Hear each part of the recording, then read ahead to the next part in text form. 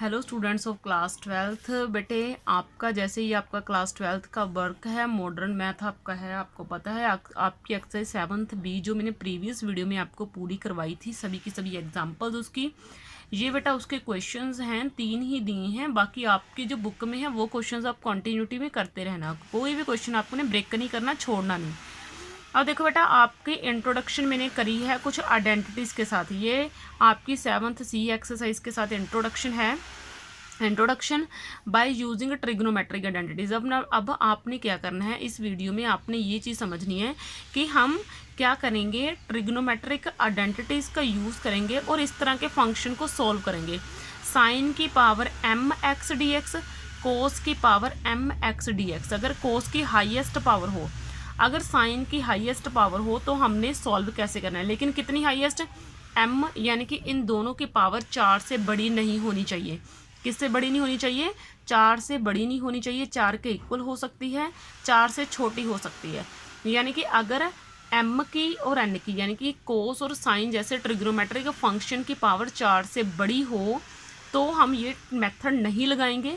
हम ये मेथड कब लगाएंगे, जब साइन और कोस की पावर किससे छोटी हो, जब साइन और कोस की पावर आपकी छोटी हो, कहाँ से, 4 से। ठीक है, तो ये देखो, sine square x is equal 1/2 of 1 minus cos x, cos square x is equal 1/2 of 1 plus cos x, sine 3x is equal 3 sine x minus 4 sine cube x, cos 3x is equal 4 cos cube x minus 3 cos x. ठीक है, इस तरीके से आपने work करना है। और आगे है आपका टू इंटीग्रेट। अगर हमने इस तरह के फंक्शन को सोल्व करना है, मिक्स ट्रिग्नोमेट्रिक फंक्शन को, कौन से ट्रिग्नोमेट्रिक फंक्शन को, मिक्स ट्रिग्नोमेट्रिक फंक्शन को अगर आपने सॉल्व करना है तो ये देखो, sine M X cos N X D X, और आपका आगे है cos M X sine N X. अगर साइन एम अलग हो, एन अलग हो, यानी कि मान लो ऐसे, जैसे साइन M3 है, कोस मान लो 5 है, ये वैल्यूज़ अलग अलग होनी चाहिए। मेरी बात समझे, ये m है, ये n है, ये वैल्यूज़ क्या होनी चाहिए, अलग अलग होनी चाहिए। यानी कि sign M X cos N x, और यहाँ पे है कोस एम एक्स, कोस m और साइन m, यानी कि अगर उल्टा हो तो। और आगे अगर दोनों कोस के फंक्शन हो, अगर दोनों साइन के फंक्शन हो, तो हमें कौन सी आइडेंटिटीज़ यूज़ करनी पड़ेंगी सम्स को सॉल्व करने के लिए। तो हमें आइडेंटिटीज़ जो हैं वो यूज़ करने के पड़ेंगी, ये आपको लर्न करनी पड़ेंगी। मैं आपको पहले बता रही हूँ, इसकी कोई ट्रिक नहीं है। तो आगे देखो, 2 साइन ए कोस बी, ये फॉर्मूलेज हैं इन जैसे सम्स को सॉल्व करने के लिए। अगर साइन ए कोस बी के साथ 2 हो तो इसका फॉर्मूला है साइन ए प्लस बी प्लस साइन ए माइनस बी। कोस ए साइन बी का फॉर्मूला है 2 कोस ए साइन बी का साइन ए प्लस बी माइनस साइन ए माइनस बी। 2 कोस ए कोस बी का फॉर्मूला है कोस ए प्लस बी प्लस कोस ए माइनस बी।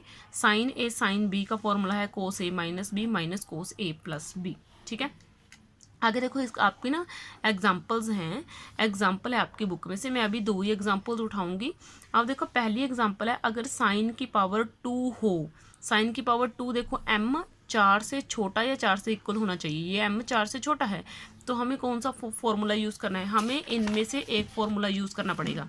ये जो हमें दिए हुए ना, हमें ये, एक मिनट बेटा, थोड़ी सी दिक्कत आ रही है।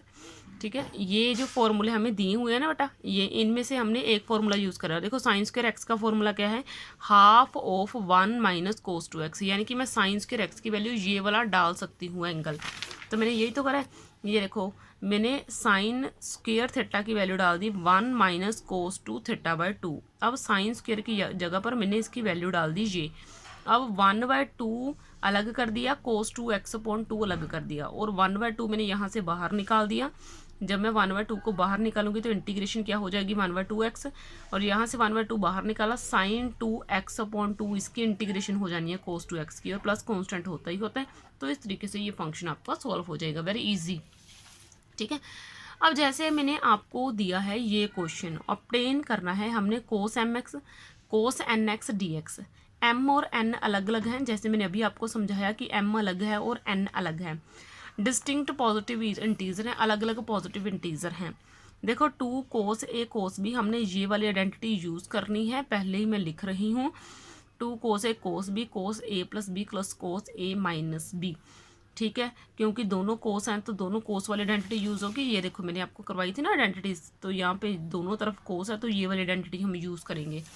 और हमारे पास 2 ऑलरेडी यहाँ पे नहीं है, तो हमें ये 2 चाहिए नहीं आगे, तो हम यहाँ क्या कर देंगे, यहाँ पर डिवाइड कर देंगे। तो हम ए की जगह पर क्या यूज़ कर रहे हैं, एम, और बी की जगह पर क्या यूज़ कर रहे हैं हम, एन। तो मैंने क्या करा, मैंने ए की जगह पर एम डाल दिया और बी की जगह पर एन डाल दिया, और आपका क्या बन गया, cos M plus N X plus cos M minus N X. आगे मैंने इतना इंटीग्रेशन अलग कर दी और इतने के साथ इंटीग्रेशन अलग कर दी। तो कोस की इंटीग्रेशन क्या होती है, साइन, एंगल जो है वो नीचे आता है, m plus N x upon m plus n. यहाँ पे m plus m minus n है, तो इसका भी एंगल नीचे आएगा, sine m minus n upon m minus n. तो ये मेरा निकल गया आंसर। यानी कि आपने कुछ चीज़ों को ध्यान से समझना है।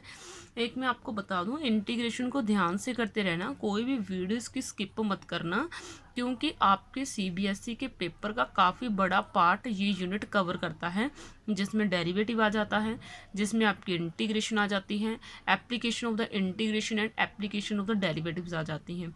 इस पूरे पार्ट को कवर कर लेना अच्छे से। 45 to 50 मार्क्स का पेपर यहीं से सेट होता है, इसी यूनिट से सेट होता है, और मैं मजाक नहीं कर रही, मैं सच्ची में बोल रही हूँ बेटा। इसलिए चीज़ों को ध्यान से समझो। अगर आप पूरा यूनिट कर लेते हो तो आप पेपर का कम से कम 45% हिस्सा कवर कर लोगे। इसलिए बोल रही हूँ, कोई भी वीडियो स्किप मत करो, सब कुछ समझ में लगेगा। एक वीडियो में नहीं समझ में लग रहा तो दूसरी में समझ लगेगा, क्योंकि लिंक को बनने में बेटा थोड़ा टाइम लगता है आपका, मुझे पता है। नया कंसेप्ट अगर मैं शुरू करूँगी तो आपको थोड़ा टाइम चाहिए उसको समझने के लिए, ठीक है। तो इस वीडियो में बेटा इतना ही, बाकी आपके लिए नया कंटेंट नेक्स्ट वीडियो में। ओके बच्चे, थैंक यू।